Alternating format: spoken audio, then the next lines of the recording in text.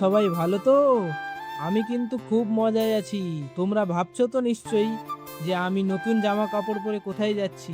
আজকে আমার একটা বন্ধুর বিয়ে আছে, তো তার বাড়িতেই যাচ্ছি। বন্ধুর বাড়িতে যাব, নিশ্চয়ই খালি হাতে তো যাওয়া যাবে না। তাই জন্য মিষ্টির প্যাকেট কিনে নিলাম। এবার চলো বন্ধুর বাড়িতে যাওয়া যাক। ব্যাস, বাইকে করে এবার পৌঁছে গেলাম বন্ধুর বাড়িতে। এই যে দেখো কিভাবে সাজিয়েছে গেটটা, আর বলো কেমন হয়েছে। চলো এবার একটু ভিতরে যাওয়া যাক। ভিতরেও কিন্তু খুব সুন্দর করেছে, মানতে হবে ভাই।